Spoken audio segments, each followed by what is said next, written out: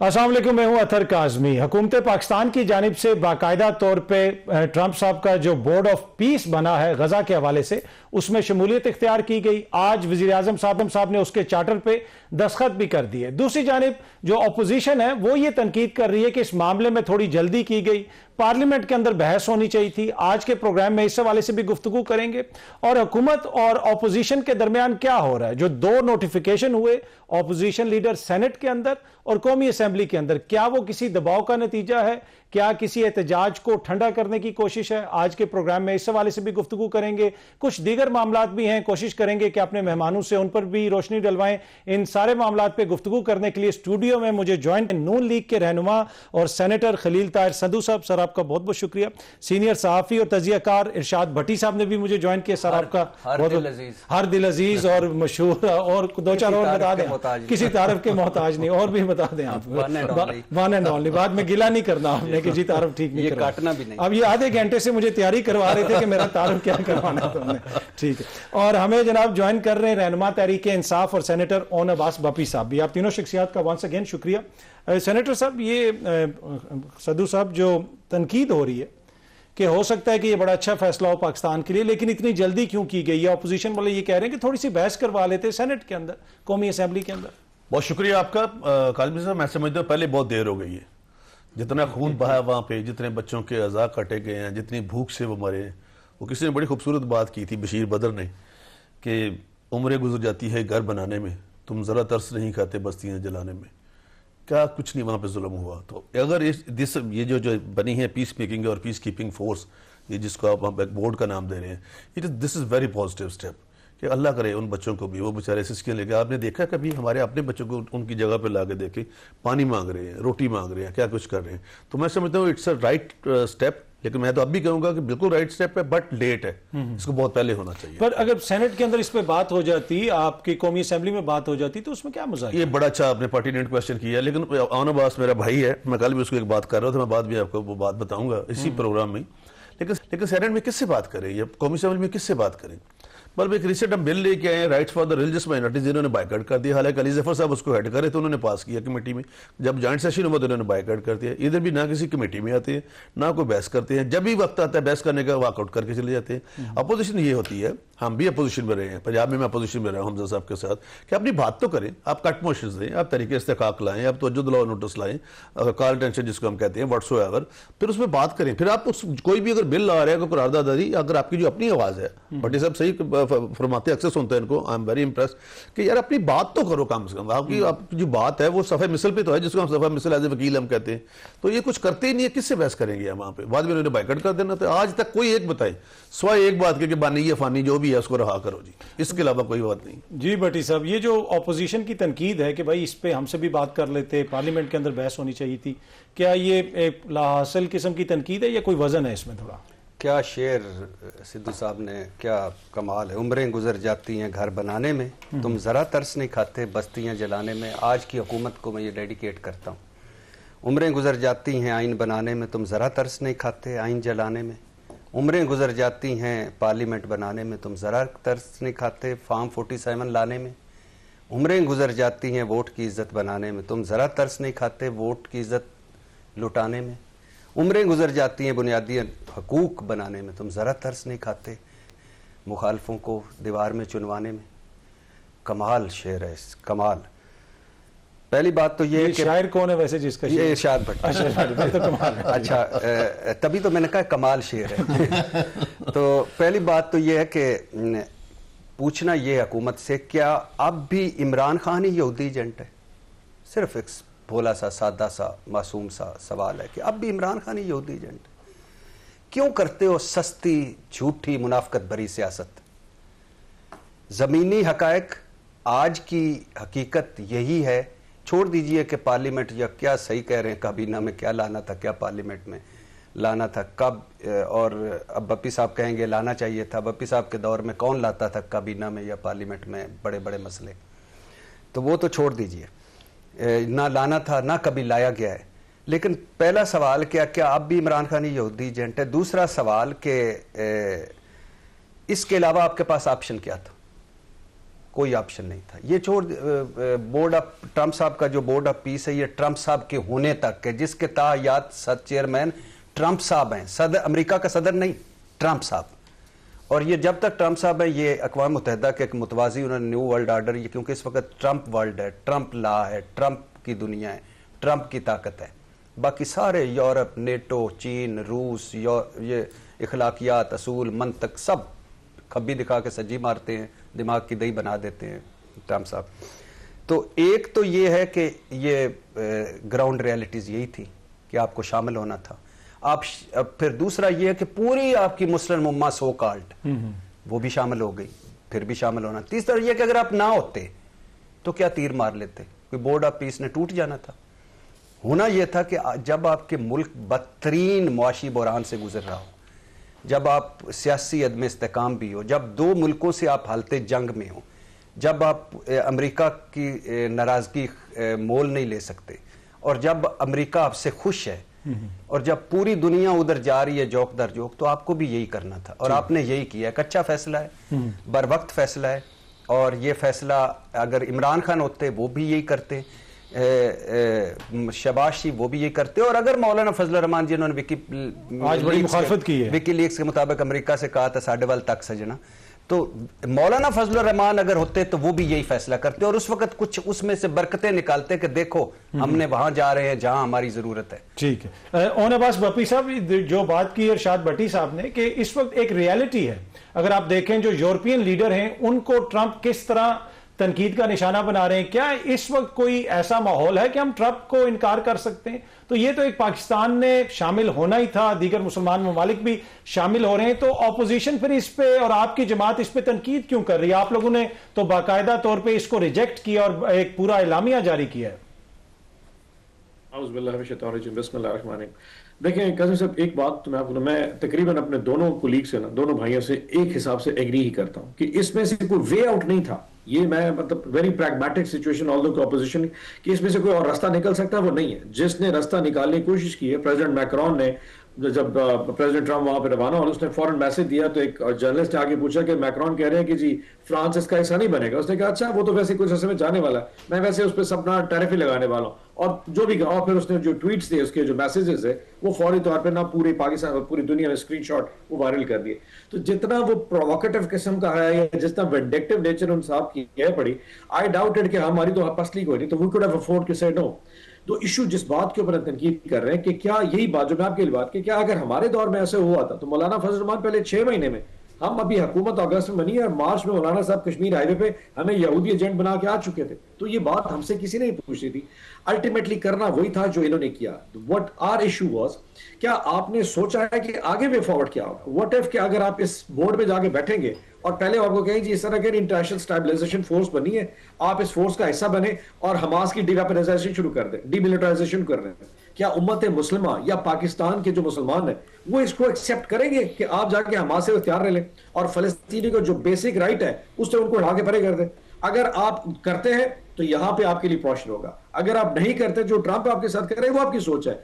आज के दौर में इस वक्त रश करने से बेहतर था कि आप थोड़ा टाइम मांगते। आपका ज्वाइंट सेशन कल आ रहा था, इस तरह के 2-4 ज्वाइंट सेशन कराते हम। अगर फॉर एग्जांपल मैं सेनेटर साहब की बात है, ताहिर साहब की बात मान लेता कि चले जी हम तो उस पर बाइकआउट कर ही जाते, फॉर एग्जांपल कर जाते, कम से कम आप हुज्जत तो तमाम करते ना, आप पे प्रेशर ना आता। आपको याद है एक दफा नवाज शरीफ साहब ने ऐसे ही किया था, जब पहले की इशू बना तो उन्होंने भी एक सेशन बुला लिया था कि जी पीस कीपिंग के लिए आना नहीं आना। ये सब भाई कई कलेक्टिव विजडम आ जाता।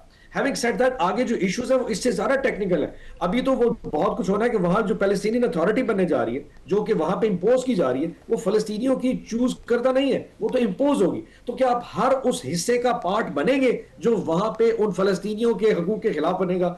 ये वो चीजें हैं जो शायद इस वक्त इस हुकूमत वक्त को सोचने चाहिए कि आज तो बहुत मजा आ रहा है, but in the days to come, in the future, ये बहुत खतरनाक किस्म की टाइट रोप होगी जो देहात को अब अकेले जाना पड़ेगा ना। हम तनकीद कर रहे हैं, हमारा काम है अपोजिशन की तनकीद करना, लेकिन प्रूव अस राइट। मैं जब आपको एक टॉक शो में बैठ के कह रहा हूं कि शायद कोई भी हुकूमत होती इस वक्त ट्रंप के लिए इनकार करना थोड़ा मुश्किल होता। इट इज नॉट, जहां पे पूरी दुनिया नहीं कर पा रही सिवाय चाइना के अलावा और कुछ यूरोपियन कंट्रीज, क्योंकि ग्रीनलैंड का इशू है। आज ग्रीनलैंड का इशू ना होता, मैं आपको लिख के दे सकता हूं, फ्रांस और इटली और नॉर्वे, 3 ममालिक ने आज इनकार किया, सारे के सारे फौरन साइन कर चुके थे, क्योंकि अपना इशू बन गया, पर्सनल इशू बन गया।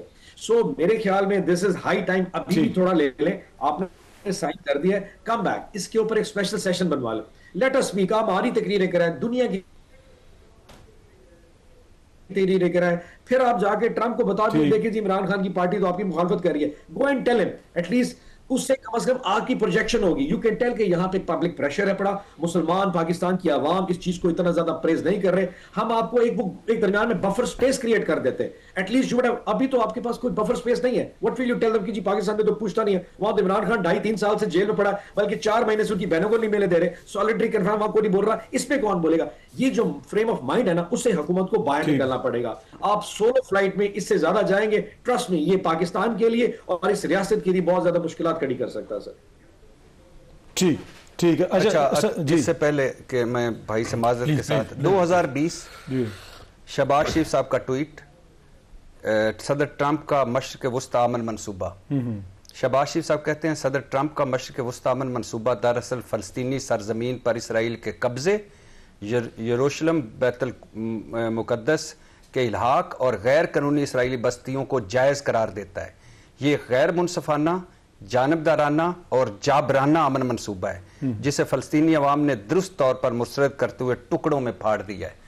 ये मैं कहता हूँ कि सस्ती, जज्बाती और मुनाफकत भरी सियासत नहीं करनी चाहिए। मैं फिर कह रहा हूँ, आज मौलाना फजल रहमान साहब होते, आज मौलाना तारक जमील साहब होते वज़ीर आज़म, आज इमरान खान साहब होते, शहबाज शरीफ साहब होते, नवाज शरीफ साहब होते, मरियम नवाज, बिलावल भुट्टो, कोई भी होता, उसने करना यही था। जो एक वे है बप्पी साहब का कि वो कहते हैं कि उधर से आना चाहिए था, एक है सिद्धू साहब का इधर से आना चाहिए था।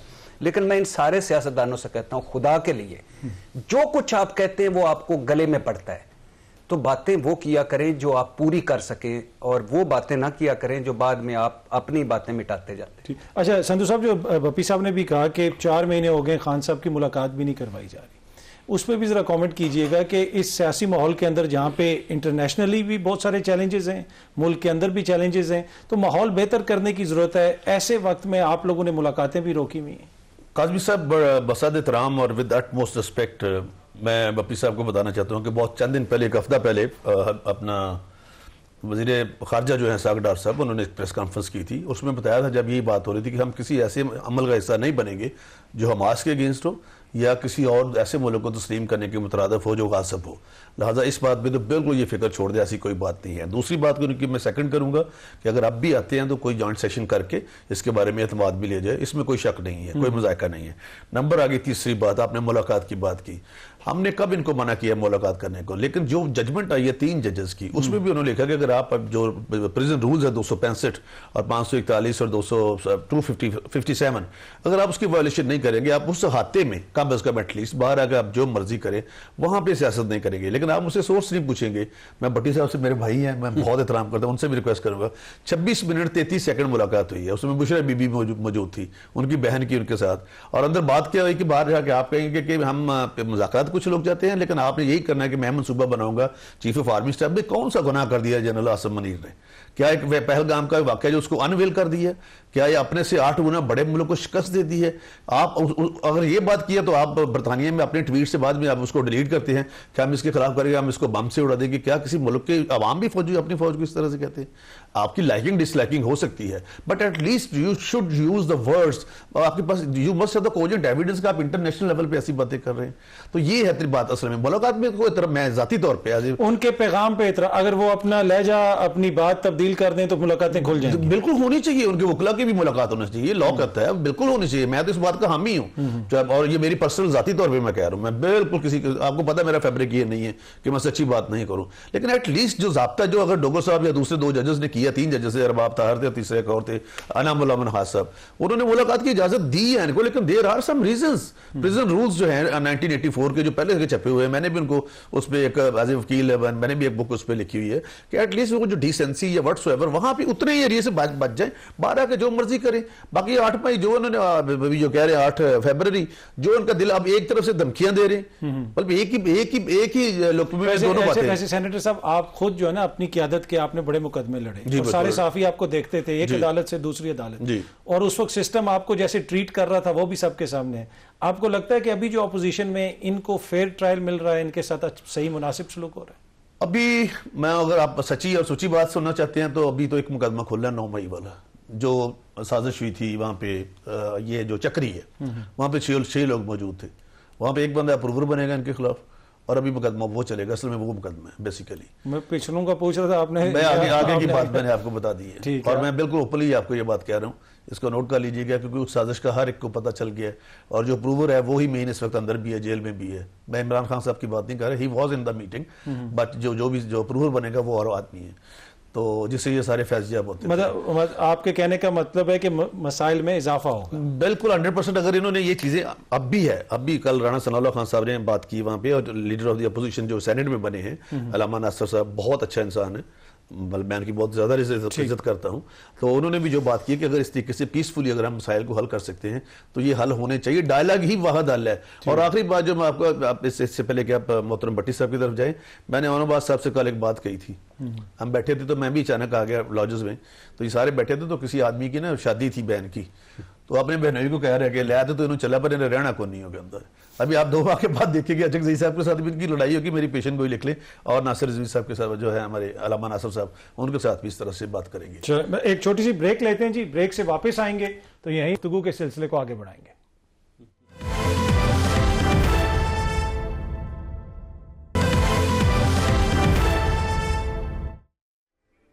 वेलकम बैक जी। पाकिस्तान तहरीक इंसाफ के कुछ दोस्त से कह रहे हैं कि भाई बड़ा दबाव है हुकूमत के ऊपर, और दबाव इस वजह से कि ये डिलीवर नहीं कर पा रहे, और हम जो एहतजाज कर रहे हैं उसकी वजह से फिर इन्होंने 2 नोटिफिकेशन भी निकाल दिए हैं।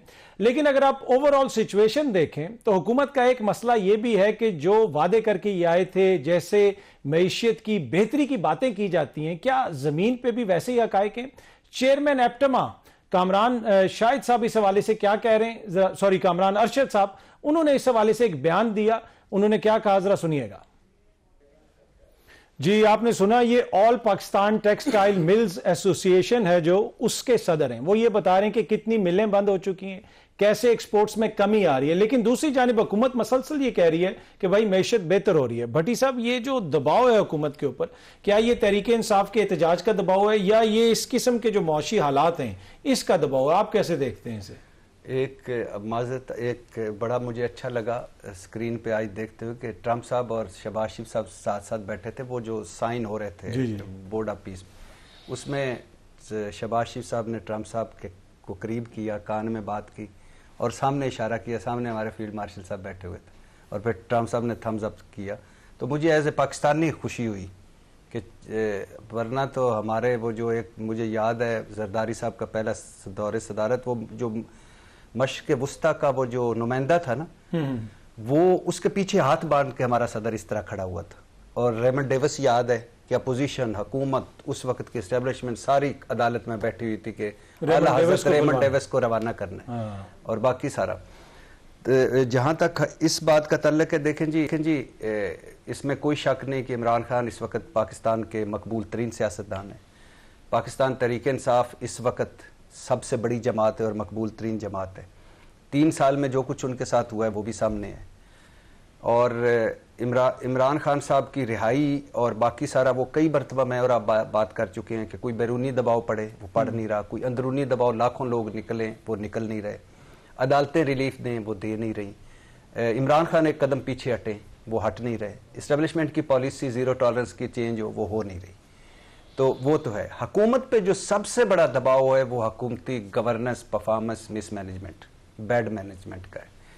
हुकूमत इस वक्त बदतरीन मुआशी बहरान है। ये तो खुशखबरी आप सुनाते हैं कि हम दिवालिया से वापस आ गए, बिल्कुल ठीक है, 23-24 मरतबा IMF के आप पास जा चुके हैं। हम हर 5 साल बाद दिवालिया से वापस आते हैं, फिर जाते कहाँ हैं? फिर उसी दिवालिये पे जाते हैं। रिकॉर्ड कर्जा लिया है पिछले 6 माह में, जो 29% ज्यादा है पिछले साल की निस्बत।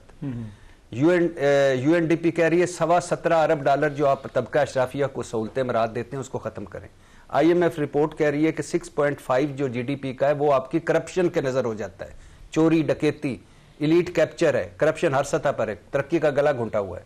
वर्ल्ड बैंक और IMF ने आपको 6 जंगजदा मुल्कों की फहरिस्त में रखा हुआ है। चौथा बदतरीन पासपोर्ट है। रियल स्टेट जमीन पे, यानी रियल स्टेट वाले रो रहे हैं, ज़राअत किसान रुल गए हैं, इंडस्ट्री आपने अभी सुनाया, इंडस्ट्री औरंगजेब साहब मान चुके हैं कि कंपनियां बाहर जा रही हैं। आसन इकबाल साहब कह चुके हैं कि 28 साल पहले हम जिस मकाम पर थे बड़ी ढिठाई के साथ उसी मकाम पर खड़े हैं। तो हुकूमत डिलीवर नहीं कर पा रही। इसकी वजह सियासी अदम इस्तेकाम है या इसकी वजह इनके पास कोई पॉलिसी, कोई रोड मैप, कोई विजन नहीं है? इसकी वजह दहशतगर्दी की लहर है, इसकी वजह इनकी बुरी पॉलिसियां हैं, इसकी वजह हम जो हमारे खित्ते के हालात है। भट्टी साहब, ये जो बड़े बड़े मंसूबे हैं, इलेक्ट्रिक बसें, अब तो इलेक्ट्रिक पेट्रोलिंग व्हीकल्स भी दी जा रही हैं पुलिस को, पंजाब में खूबसूरती आपको नजर आ रही है, तो ये सारी चीजें जो हैं ये कुछ तो बताती हैं ना कि कुछ चीजें बेहतर हो रही हैं। सर ये तब होगा जब इसका ऑडिट होगा, नंबर 1। नंबर 2, मुझे बताएं कि बसें चल रही हैं, रोड बन रहे हैं, बहुत अच्छी बात है, हर सतह पे होना चाहिए, लेकिन मुझे बताएं कि मुझे मेरी बिजली सस्ती हुई है, मेरा घर का किचन मैं चला पा रहा हूँ, तनख्वाहदार तबके पे जो 36 डायरेक्ट और 70 किस्म के इनडायरेक्ट टैक्स हैं, वो जो हुकूमती अखराजात हैं, वो हर 15 दिन बाद शहबाज शरीफ साहब बाहर होते हैं, जरदारी साहब अपनी मौजें कर रहे हैं, तबका अशराफिया इलीट हुक्मरान मौजें कर रहे हैं। गरीब के घर में क्या तब्दीली आई है? नीचे वो मैंने एक मरतबा कहा था ना कि ये जो ऊपर दावे हो रहे हैं, ऊपर ऐलान हो रहे हैं, ऊपर सारी चीज़ें हो रही हैं और हमें खुशखबरियां सुनाई जा रही हैं कि खुशहाली आ गई, तरक्की आ रही है। ऐसे ही है कि एक बंदा चिंगम खा रहा हो, चबा रहा हो, तो नीचे मैदा कह रहा हो कि उत्ते कोई खाई जाए चीज जा रही है, थल्ले नहीं आ रही। थल्ले कदों आएगी? 5% का ये मुल्क है, उनकी तरक्की हुई है। अभी एक शाही शादी हुई, उसमें आपने देखा, अगर मरियम नवाज साहबा वजीर आला ना होती, अगर शहबाज शरीफ वजीर आजम ना होते, नवाज शरीफ साहब 3 दफा के वजीर आजम ना होते, तो मैं मुबारकबाद देता, कभी भी बात नहीं करता। लेकिन जब आप हुक्मरान होते हैं तो आपकी रिस्पॉन्सिबिलिटी होती है कि जहां महरूमियां हो, खुदकुशियां हो रही हों, जहां भूख नंग हो, वहां थोड़ा सा एक स्टेप पीछे हट के आपको कुर्बानी देने पड़ती है अपनी ख्वाहिशों की। लेकिन 5% में सब कुछ है, 95% के लिए ये मुल्क आज भी जहन्नम है। हुकूमत को कोई दबाव नहीं है, सारा कुछ उन्होंने कंट्रोल कर लिया। अदलिया, मीडिया, अपोजिशन, अपना सबसे बड़ा दुश्मन भारत, ट्रंप साहब खुश। प्रॉब्लम है डिलीवर करने का, प्रॉब्लम है गवर्नेंस का, प्रॉब्लम है परफॉर्मेंस का, वो नहीं हो पा रहा। और मेरी ख्वाहिश है एज ए पाकिस्तानी कि वो ये करें, क्योंकि इसके बाद हमारे पास ऑप्शन कोई नहीं है। क्या करेंगे? वंडर बॉय आ जाएगा, वो क्या कर लेगा? कौमी हुकूमत बन जाएगी, फिर क्या होगा? तो ये अगले 5-6 महीने बड़े इंपॉर्टेंट है मुल्क के लिए। ठीक। अच्छा ओन साहब, आपने सुना कि पाकिस्तान के पास ऑप्शन कोई नहीं है, लेकिन आप लोग अपने आप को एज ए ऑप्शन पेश भी करते हैं। और अब 8 फरवरी की तारीख जो जो करीब आती जा रही है, बहुत सारे लोग पूछ रहे हैं कि आप लोगों का इरादा क्या है, आप लोगों ने करना क्या है। तो आप अभी भी समझते हैं कि पाकिस्तान की पॉलिटिक्स में आपकी जमात, आपका रहनुमा एक वाइबल ऑप्शन है आवाम के लिए और आप लोग दोबारा इक्तदार में आ सकते हैं? एक चीज याद रखिए कि जमहूरियत में हर वो शख्स जो रेलेवेंट है वो मैटर करेगा। अगर आप शाम को 7 बजे से लेके टॉक शो में, रात को 7 बजे से लेके 11 बजे तक टॉक शो देखें, तो एक ही चीज रेलेवेंट है, इमरान खान है। जिस शख्स को अवाम समझते हैं कि वो उनके लिए चीजों का मदावा कर सकता है और अल्टीमेटली जब वो हुकूमत है, तो मैं मिसाल के तौर पर देता हूं, आपने वॉरेन टेरर की बात की है जो केपीके में आपका ऑपरेशन चल रहा है, मिसाल हमारा उस पर एतराज है। अगर इस जगह के ऊपर एक पॉपुलर गवर्नमेंट हो, कोई रफ डिसीजन भी करना चाहे, लोग मानेंगे। जब आप लोग इंपोज कर देते हैं और चूचू का मुरब्बा बना देते हैं कि जी पंजाब तुम्हारा, सिंध तुम्हारा, बलूचिस्तान में तो खैर वैसे ही हमारे यहाँ पड़े और खैबर पख्तून हमारे बस से बाहर है, चलो इनको जाने देते। इस तरह की कोहेजन में चीजें आगे नहीं चल पाती। इस वक्त की गवर्नमेंट का सबसे बड़ा डायलेमा यह है कि वो जो लेजिटिमेसी चाहिए थी रूल करने की, डिसीजन मेकिंग की, अनपॉपुलर फैसले करने की, जो लोगों की मंशा के ऐन मुताबिक ना होते। अब ये जो कॉस्मेटिक चेंजेस है, इससे मैं भट्टी साहब की बात से 100% कहता हूं कि कॉस्मेटिक चेंजेस से लोगों के पेट नहीं भरे जा सकते। गुड गवर्नेंस के नाम के ऊपर तजावजात करके दुकानों को गिराने से लोग के पेट नहीं भरते। सीटीडी की गोलियां मार के क्रिमिनल हर 10 दिन बाद किसी बंदे को गोली मार के आप लोगों के पेट नहीं भर सकते।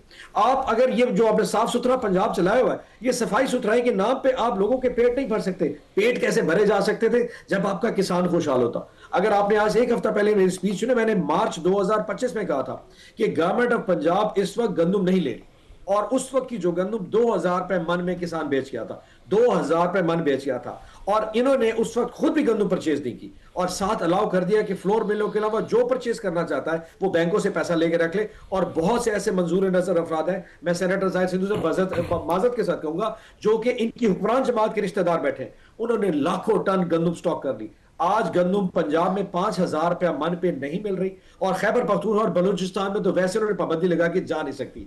आटे यानी कि किसान 2000 में बेच गया, लेकिन जिन्होंने स्टॉक की थी वो 5-5 हजार रुपए में जेब में डाल रहे। तो किसान को रोटी तो पैसे ना मिले, और जो गरीब मजदूर को 14 रुपए की रोटी मिली थी वो 32 रुपए की रोटी।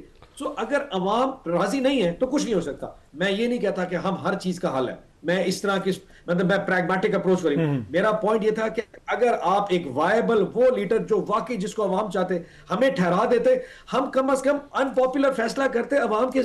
अब इस वक्त सबसे बड़ा इशू केपी का जो बार बार पीटते हैं कि जनाब वहां पे दहशतगर्द नहीं चाहते, वो जो कंट्रोल करना चाहते हैं केपी गवर्नमेंट सपोर्ट।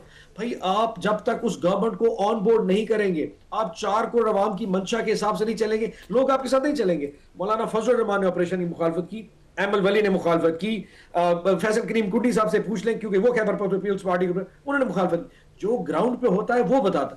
सो पूरे पाकिस्तान में ग्राउंड की जमात तो एक ही है, मैंडेट लेने वाली जमात तो एक है, बाकी को तो बख्शा गया है, नवाजा गया है, और सारी दुनिया जानती। आज शहबाज शरीफ साहब वहां खड़े थे, मैं बैठा सोच रहा था मैं कि जिस तरीके से इन्होंने हाथ बांधे हुए और जिस तरीके से कान में खुसर खुसर कर रहे, ये मतलब दुनिया देख रही है, चापलूसी है। आप यकीन करें मैं एम्बैरेस्ड फील कर रहा था। आपने साइन करने जाए इसाक डार को भेज देते, कुछ कर देते, यानी कुछ मेरी सैंक्टिटी का तो ध्यान करें, मेरी ईगो का तो ध्यान करें।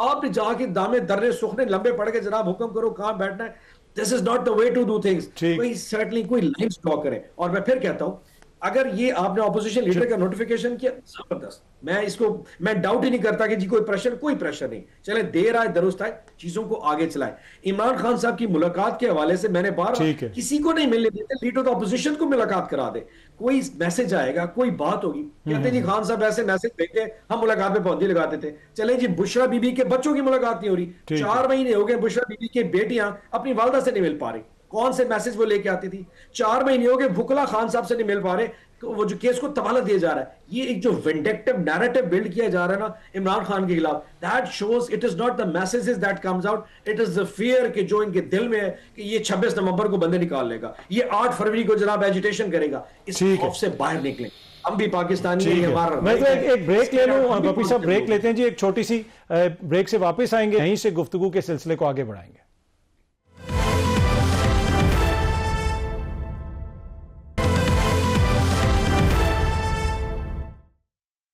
Welcome back. अच्छा सदू साहब, एक तो 18वीं तरमीम के ऊपर भी कोई तनकीद हो रही है हुकूमती शख्सियात की जानिब से, उसमें क्या कोई जो नई तरमीम आ रही है उसमें कोई तब्दीलियां की जाएंगी? और एक ये जो वोटिंग एज वाला मसला है, ये बहुत ज्यादा डिस्कस हो रहा है। आप समझते हैं कि 18 से उम्र 25 साल करने की तैयारी है? काजमी साहब, सबसे पहले मैं जो भट्टी साहब ने बड़ी अच्छी बातें की है, मैं पार्शली कुछ बातों से एग्री जरूर करता हूं कि मुआशी तरक्की उसी वक्त होगी जब सियासत में से इस्तेकाम खत्म होगा, और मुआशी तरक्की उसी वक्त होगी जब दहशतगर्दी खत्म होगी। नंबर 1। नंबर 2, इन्होंने IMF की बात की। जब PTI मुआदा कर रही थी IMF से, तो उस वक्त डॉलर की कीमत क्या थी, और जब हमें करना पड़ा, जब इन्होंने कैंसिल कर दिया, फिर उसके खिलाफ मुहिम चलाई, फिर इन्होंने GSP के खिलाफ मुहिम चलाई, फिर इन्होंने अमेरिका में बसों के पीछे लेके किया कि इनको IMF का कर्जा ना दिया जाए। तो ये अपने मुल्कों के खिलाफ खुद अपने ही लोगों को असर नहीं करना चाहिए। जब हमें मुआदा करना पड़ा, उस वक्त डॉलर की कीमत कहाँ जाएगी, उसके रिपरकशन जरूर आएंगे, डेफिनेट आएंगे। आज भी हम कहते हैं, आन अब्बास एक जिम्मेदार इंसान है, कि कॉमनैलिटीज में बात करें, पाकिस्तान की बात करें। इनकी सुई एक जगह पे अटकी हुई है भाई, he is a convicted prisoner, 4 मुकदमे में उसको सजा होगी, या प्रोहिबिटरी क्लास ममनुआ क्लास में उसका केस फाल करता है, अदालत में अपील लगेगी, व्हाट्सएवर सस्पेंशन ऑफ सेंटेंस होगा ना होगा, जो भी होगा अदालतों ने आपको देना है। मुज़ाकरात ये उनसे करना चाह रहे हैं, 50% इनका काम हो गया कि ये मानते हैं वो मानते नहीं है। क्या ये कॉन्स्टिट्यूशन कहता है कि उनसे मुज़ाकरात किए जाए? तीसरी आपने 26 तरमीम की बात की भट्टी साहब ने। आप किसी को भी अपना जो हमारे वकील साहब कामरान मुर्जा साहब को ले ले, हाफिज अहमदुल्लाह साहब को ले ले, कि 26वीं तरमीम में ये ऑन बोर्ड थे उनके साथ PTI पूरी, और इवन वोट देने के लिए तैयार थे। मैं बड़ी बात करके जा रहा हूँ, किसी को पूछ लें। और मौलाना फजल रहमान के क्या वोट ना दे ताकि जो कहते हैं ना इससे सजाद भी गई वो बच जाए आपकी, तो उन्होंने इनको बचाया, वरना ये वोट देने के लिए भी तैयार थे। फिर क्या खुद सलमान अकरम राजा साहब, हम हमसे सीनियर वकील हैं, मैं तो वीओपी हूँ, वेरी ऑर्डिनरी पर्सन, उन्होंने क्या अदालत भी ये बात मैटर ऑफ फैक्ट आपको भी मैंने दिखाई हुई है, क्या उन्होंने नहीं कहा कि ये स्पेशल सीट्स हमारी नहीं बनती, इसी अदालत उस्मा में कहा ना। तो आप किस बात का गिला करते हैं जब सारी बातें। नंबर 2, जो अगली तरमीम आ रही है मुझे नहीं पता, मैं आपको अगर मुझे उसका बात का पता होता मैं डेफिनेट आपको बताता। अभी तक मुझे किसी बात का नहीं पता कि ये तरमीम आ रही है या नहीं आ रही, लेकिन 18वीं तरमीम के खिलाफ, या खिलाफ तो नहीं कह सकते कि इट्स, बट ओपनली कहूंगा, लेकिन इट्स मेरी राय है, पार्टी की राय नहीं है। मैं अपनी राय देने लगा हूं कि this is not the gospel truth, कि उसमें कोई तब्दीली नहीं आ सकती। ये मेरी जाती राय। जिस तरह हम चाहते हैं, हमारी बहुत सारी जो कम्युनिटी है वो चाहती है कि हमारे सेपरेट इलेक्शंस हो, चूंकि आइन का जो प्रीएम्बल है वो भी यही कहता है कि हक हुक्मरानी जो अवाम के चुने हुए लोग हैं उनका हक है, और आर्टिकल 226 कहता है कि सीक्रेट बैलेट पेपर होना चाहिए। तो ये हम भी चाहते हैं बहुत सारी चीजें जो उसका हिस्सा है, लेकिन जब तक तमाम पार्टी ये जो भी कुछ है किसी ये, फिर मैं दोबारा कह रहा हूँ, this is my personal opinion. तो दूसरा मैं बात दोबारा वही करता हूँ, IMF से ये कहांगे बप्पी साहब से बता देना, वो 1 करोड़ जो नौकरियां थी, 50 लाख दरख्त थे।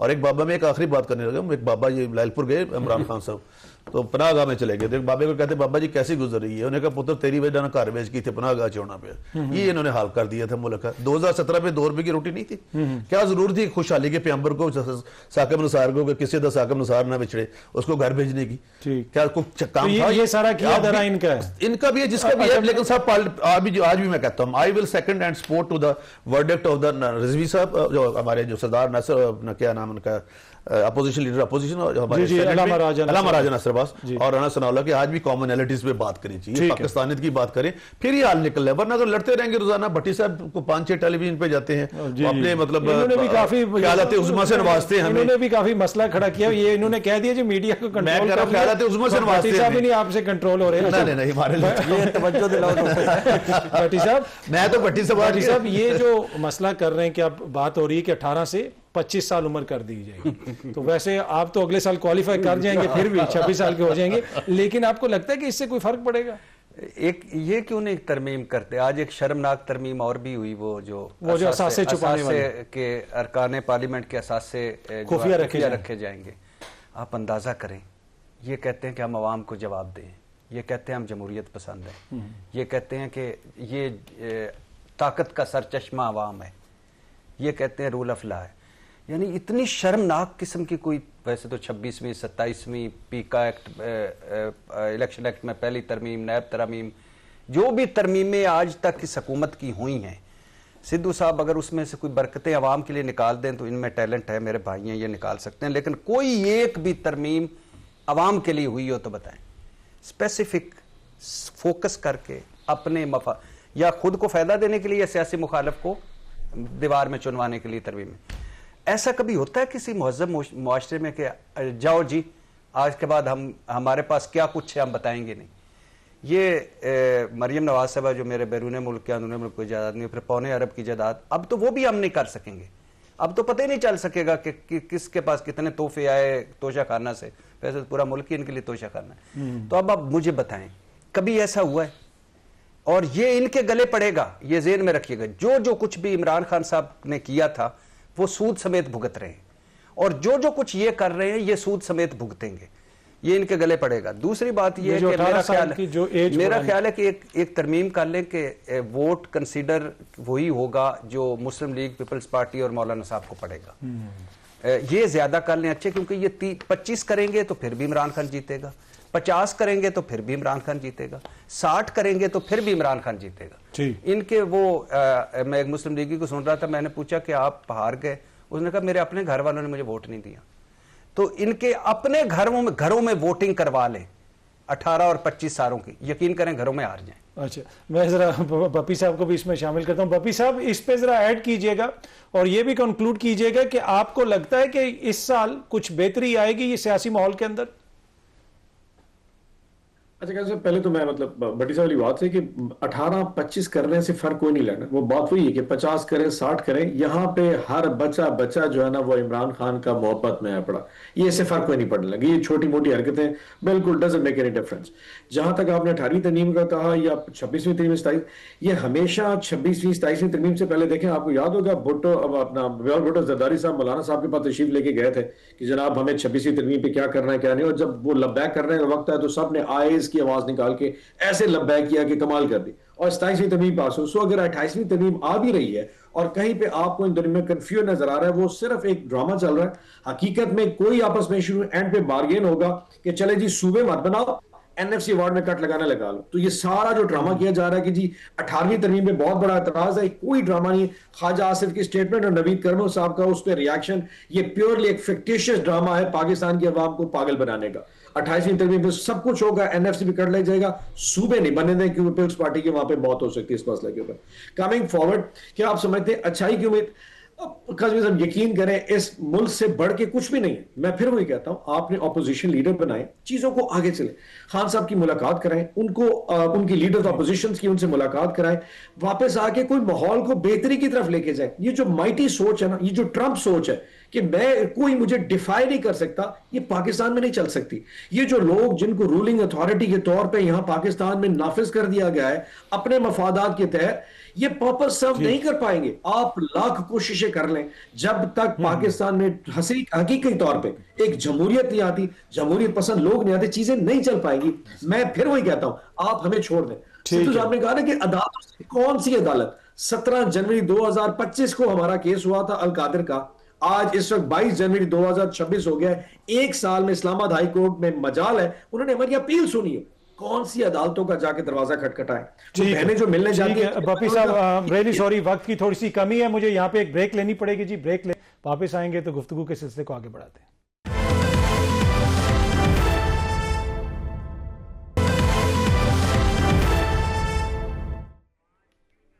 वेलकम बैक जी। आपने गुफ्तगू सुनी, अब आप फैसला कर सकते हैं कि आने वाले दिनों में चीजें किस तरफ जा रही हैं। प्रोग्राम देखने का शुक्रिया। अगले हफ्ते आपसे दोबारा मुलाकात होगी।